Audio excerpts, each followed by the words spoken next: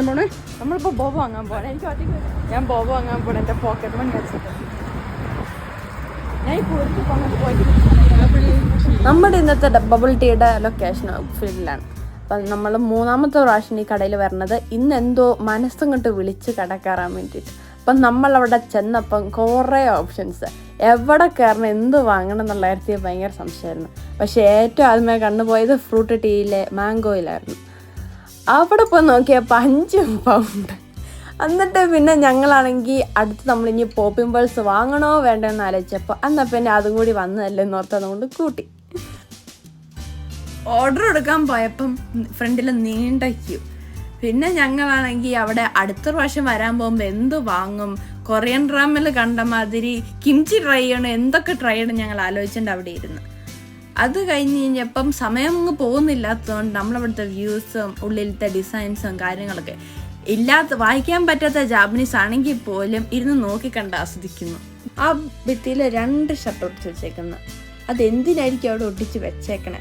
ആ ഒരു സമയമായപ്പോഴത്തേക്ക് അവിടുത്തെ ചേട്ടൻ നമ്മൾ ഓർഡർ വിളിക്കാൻ വേണ്ടി വിളിച്ചു. Mango ice tea. How much for the popping balls? 7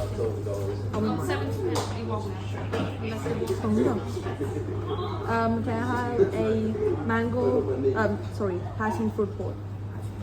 Popping balls. Yeah. Okay, is that everything? Yeah. അവിടെ ഓർഡർ കൊടുത്ത് കഴിഞ്ഞപ്പോഴും അവിടെ കട്ട പോസ്റ്റ് തന്നെയായിരുന്നു. പിന്നെ ഞങ്ങളാണെങ്കിൽ അവിടെ ഓരോ പ്രാവശ്യം അവർ കപ്പ് ഇങ്ങനെ ഉണ്ടാക്കി കൊടുക്കുന്ന സമയപ്പോഴും നമ്മുടെ ആയിരിക്കും എന്നൊരു വിചാരം ഉണ്ടായിരുന്നു. അപ്പോഴാണ് അവിടെ ഒരു സംഭവം നടന്നത്. ആ ചേട്ടൻ നമുക്കത് എടുത്തു കൊണ്ടുവന്ന് തന്നപ്പം അത് നമ്മുടെ ആയിരിക്കും നമ്മൾ പോയി കൈ എടുത്ത് വാങ്ങിച്ചു കഴിഞ്ഞപ്പോഴത്തേക്കും അവിടെ 2 കപ്പ്, നമ്മൾ 2 കപ്പ് ഓർഡർ ചെയ്തില്ലാന്ന് പറഞ്ഞു കഴിഞ്ഞപ്പോഴത്തേക്ക് ആ ചേട്ടൻ പറഞ്ഞു അത് നമ്മുടേതല്ല, അതിന് വേറൊരു പെണ്ണിൻ്റെ എന്ന് പറഞ്ഞപ്പോഴത്തേക്കും ചമ്മി എന്ന് തിരിച്ചിരിക്കുന്നത് ഞാനാണ്. ഒന്ന് ചമ്മിയതിന് ശേഷം നമ്മൾ അവിടെ വന്നിരിക്കേണ്ട സ്ഥലത്ത് വന്നിരുന്നപ്പോഴാണ് ആലോചിച്ചത് നമ്മളൊരു മീഡിയം കപ്പ് വാങ്ങിച്ചതിന് 4 pounds ആയിരുന്നു. അപ്പോൾ ഇത് കുറച്ച് എക്സ്പെൻസീവ് അല്ലേ? ആണ്. ഇതാരും നമുക്ക് വാങ്ങിച്ചു തരാണെങ്കിൽ നമുക്ക് അത്ര എക്സ്പെൻസീവ് ഒന്നും തോന്നത്തില്ല. ഇത് സ്വന്തം പോക്കറ്റ് മണി എടുക്കുമ്പോൾ നെഞ്ചിലൊരു പിടുത്താണ് ഓരോ പ്രാവശ്യം കാർഡ് പേ ചെയ്യാൻ കൊടുക്കുമ്പോൾ.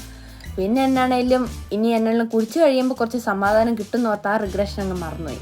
ആ പിമ്പിൾസ് ഇങ്ങനെ വായിൽ ഇങ്ങനെ ഒരു പൊട്ടുമ്പോൾ ഒരു പ്രത്യേക ഒരു സുഖമാണ് കിട്ടുന്നത്. അപ്പോൾ എല്ലാവരും ഇത് ട്രൈ ചെയ്ത് നോക്കുക. എനിക്ക് നല്ലൊരു എക്സ്പീരിയൻസ് ആയിരുന്നു. എന്നാലും വേറെ ആൾക്കാരുടെ കയ്യിൽ നിന്ന് പൈസ ഇട്ട് വാങ്ങാൻ പറ്റുവാണെങ്കിൽ എല്ലാവരും മസ്റ്റ് ആയിട്ട് ട്രൈ ചെയ്ത് നോക്കുക. Bye bye.